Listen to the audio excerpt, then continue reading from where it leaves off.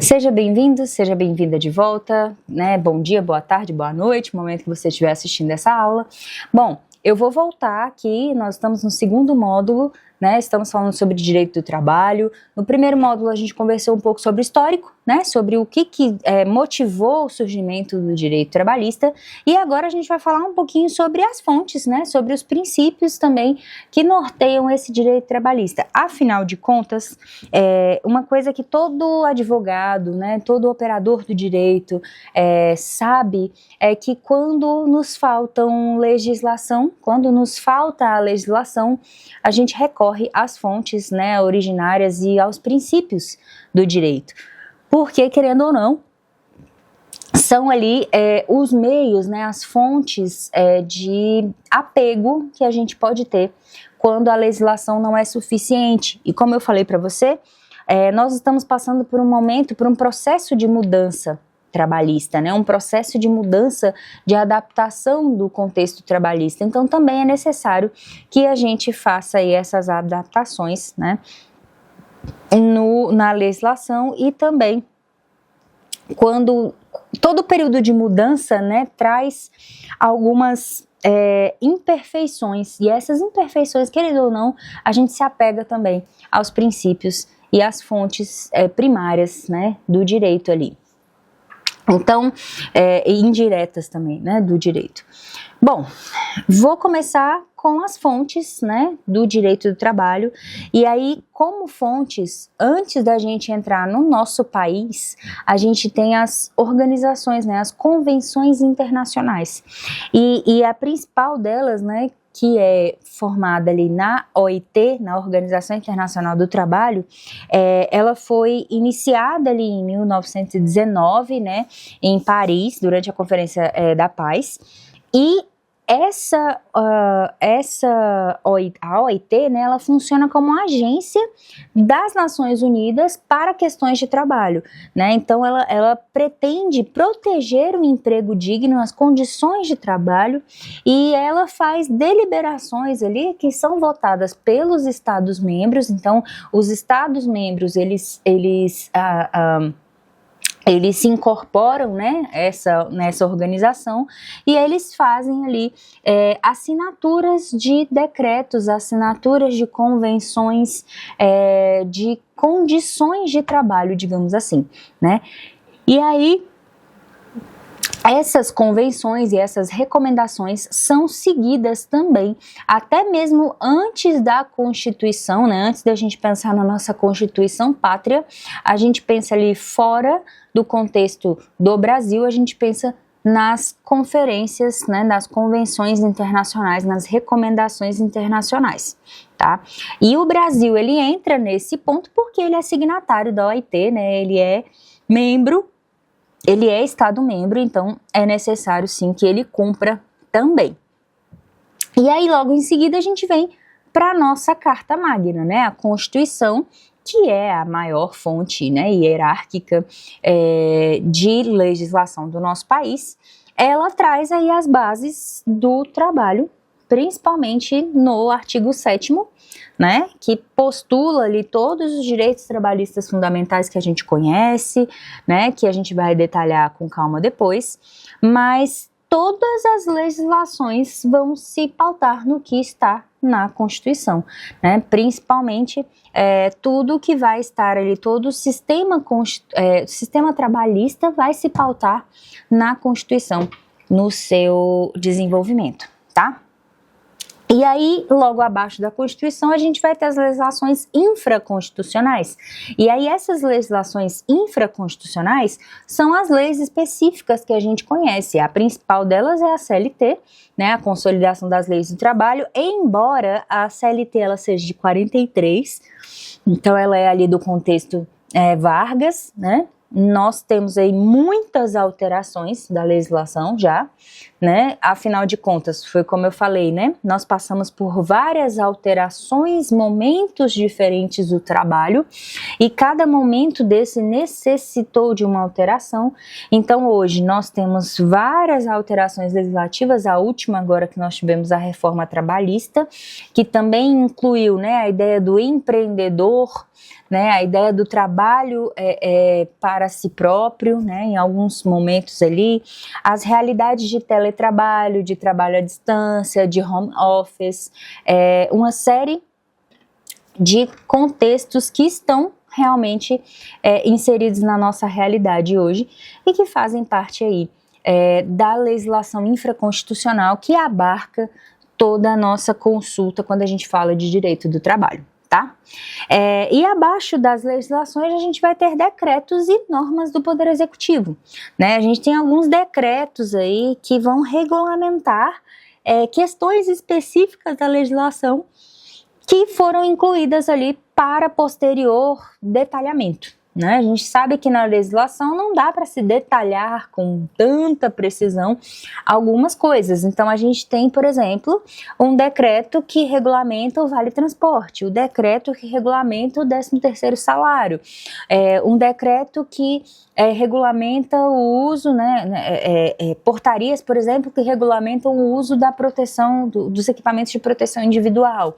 Então todos esses detalhamentos são resultantes ali da legislação que pede que esse detalhamento seja feito pelos órgãos competentes. Aí a gente vai falar sobre o Ministério do Trabalho, né, que normalmente vai fazer essas comissões, aí vai fazer essas portarias que vão fazer instruções normativas, pareceres, explicando, né, determinados contextos, detalhando determinados direitos, como é de costume em todos os direitos materiais também, tá?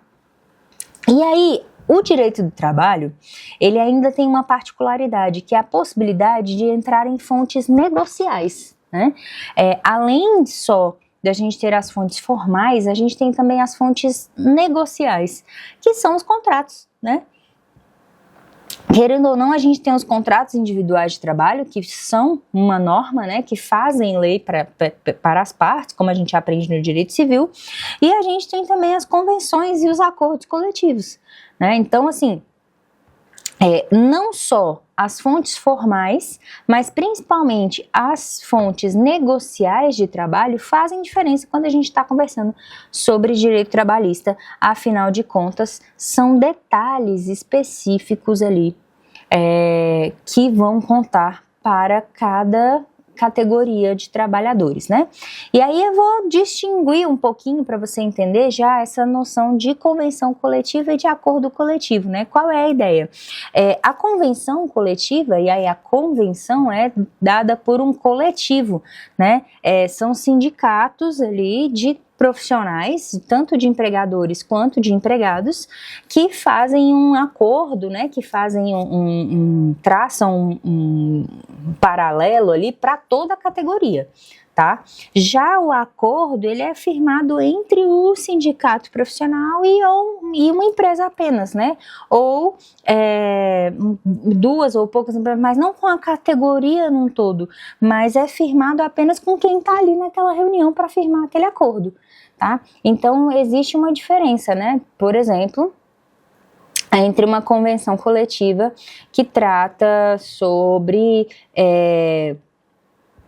enfim, adicional de periculosidade para todos os funcionários que trabalham com alta tensão, né? Isso aí foi algo que inicialmente foi necessário fazer uma convenção falando, olha, tudo que trabalha com alta tensão precisa ter um adicional de periculosidade de tantos %, por isso, e que depois isso, com o tempo, foi se tornando obrigatório, né? Mas antes de tudo é necessário fazer, sim, essa convenção para valer para todo mundo, tanto parte, né?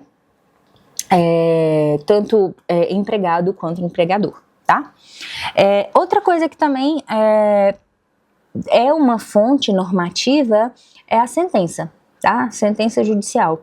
Querendo ou não, a sentença ela também estabelece critérios, né? Ela também estabelece regras relacionadas ao contrato de trabalho especificamente, né? Então, para que seja uma sentença normativa, né, que crie uma norma, ela precisa ter uma eficácia que a gente chama de eficácia erga omnes, que é uma eficácia que atinge a todos os homens, tá? Então, quando a gente fala, por exemplo, que a gente busca jurisprudências para basear as nossas pesquisas, basicamente a gente faz isso. A gente pega as outras situações que já foram julgadas, que geraram sentenças transitadas em julgado, e a gente utiliza como base também para alguns casos, né, que possam ser aplicados, né? Então, num resumo ali, a gente pode utilizar, né, a gente pode pensar que existe aí uma certa hierarquia nas nossas fontes trabalhistas, né? A gente pensa primeiro nas normas constitucionais e a partir das normas constitucionais a gente vai pensar, de acordo com os princípios que a gente vai conversar daqui a pouco, na norma mais favorável ao empregado, tá? Então tudo que for mais favorável ao empregado é o que deve ser aplicado inicialmente, tá? E aí agora já puxando esse gancho, eu falo um pouquinho, né, com você sobre os princípios que são utilizados ali também como elementos interpretativos do direito do trabalho, né? A gente interpreta as normas, todas essas fontes que eu falei para você, a gente interpreta elas de acordo com princípios que a gente aprende e que a gente entende ali dentro do direito, né? E aí a gente começa, né, com o princípio da proteção do empregado. O princípio da proteção, é chamado de princípio da proteção, ele é um norte mesmo interpretativo, é uma regra que se coloca para o direito do trabalho especificamente, porque se entende que o empregador ele é desigual em relação ao empregado. E assim, a gente vê na prática, né, que nos momentos negociais, o empregado, ele tem realmente dificuldade de negociar realmente com o empregador, né? Porque caso ele não queira determinadas coisas que o empregador o exige, né? Se a gente entra aí na parte da subordinação, por exemplo, eu quero que você faça tal coisa, e o empregado fala, não vou fazer. O empregador pode simplesmente falar, tá bom, eu contrato outra pessoa e põe no seu lugar, né? Então, a regra de negociação entre empregador e empregado, ela precisa ser mediada, porque ela é desigual, essa balança é desigual, né? Então, a gente carrega, né, duas vertentes principais nesse princípio, que é indúbio pró-empregado, né, pró-operário. Então, se você tiver dúvida, né, na dúvida, beneficia o empregado, né, e toda vez que você tiver um conflito de normas, que se aplique a mais favorável. Em termos práticos é a mesma ideia, que se você tem uma situação em que você tem uma dúvida, beneficie o empregado, e se você tem uma situação legal em que você tem duas normas se aplicando ao mesmo caso, aplique-se a que seja melhor para o empregado, tá? Essa é a noção que se tem ali. Então, por exemplo, digamos que a gente tem um acordo coletivo ou uma convenção coletiva que traz uma ideia de adicional noturno, né, para uma determinada categoria. E na legislação esse adicional seria de 20%, mas tem uma convenção coletiva dizendo que esse acordo vai ser, que essa categoria vai receber 50%. Tem duas legislações, duas fontes do direito que se aplicam ao mesmo caso, mas você escolhe claramente primeiro aquela norma que seja mais benéfica ao funcionário, tá? Um outro princípio que é muito importante no direito do trabalho é a irrenunciabilidade do direito. Por que isso é colocado? Porque o empregado, por mais que ele queira conscientemente renunciar de direitos, ele não pode, né? Conscientemente a gente diz, né, porque na verdade ninguém quer renunciar do seu direito, às vezes a pessoa é forçada a fazer isso, né, e hoje a gente está vendo aí as empresas dando jeitinhos para renunciar direitos dos trabalhadores, pagando, por exemplo, transformando esses trabalhadores em pessoas jurídicas, né, para que não precise pagar todos esses direitos para o funcionário. A grande questão é que, segundo o artigo 9º da própria CLT, todos os atos que visarem fraudar o contrato de trabalho, eles são nulos de pleno direito. Então, assim, o trabalhador, ele poderia ser obrigado a renunciar direitos, por exemplo, renunciar de férias, renunciar de 13º salário, mas ele não pode, né? E se isso acontecer, isso será nulo de pleno direito, porque isso aí é renúncia de direito que não pode ser renunciado, tá? Claro que, na prática, se o funcionário não quiser gozar das próprias férias, ele teria que receber essas férias. Se ele não quiser, é claro que hoje, principalmente depois da reforma trabalhista, tudo pode ser mais negociado, é um pouco diferente, né? A gente pode ter negociações, mas renunciar os direitos não é possível. Tá?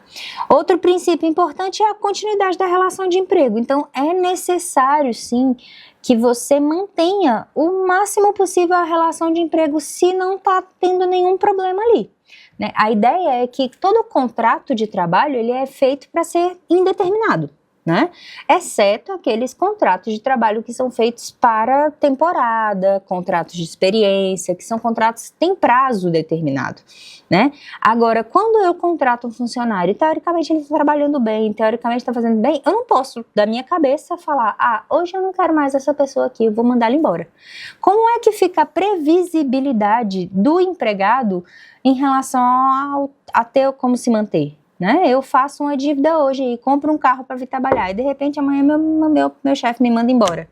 Como é que eu faço para me manter, para pagar essa conta, para fazer essas coisas? Então, existe aí sim a proteção da continuidade mesmo da relação de emprego. Se não houver, né, necessidade de que o funcionário continue no seu trabalho, que ele seja minimamente indenizado ali por ser mandado embora, né, sem justa causa, sem ter feito nada, para que ele possa, pelo menos, se manter um pouco fora do emprego, até conseguir uma outra coisa, né?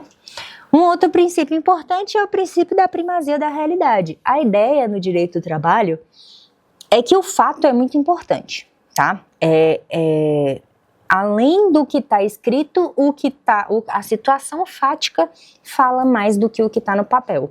Porque o que a gente pode ver é que a gente faz um contrato de prestação de serviço autônomo, mas a pessoa tem todos os requisitos de empregado, por exemplo, né, que a gente vai falar mais para frente, mas a pessoa tem subordinação, tem pessoalidade, a pessoa tem habitualidade no trabalho, então acaba que, bom, se ela cumpre todos os requisitos para ser um trabalhador assalariado, né, um funcionário com carteira assinada, ter feito um contrato autônomo não vale, né, de certo modo, porque na prática o que está valendo é que eu sou um empregado, eu sou um funcionário sim, e na justiça isso vai ser revertido com facilidade, né? Então a gente tem que seguir sempre essa importância também de as empresas terem uma boa assessoria de advogados, porque você acaba por evitar fazer, né,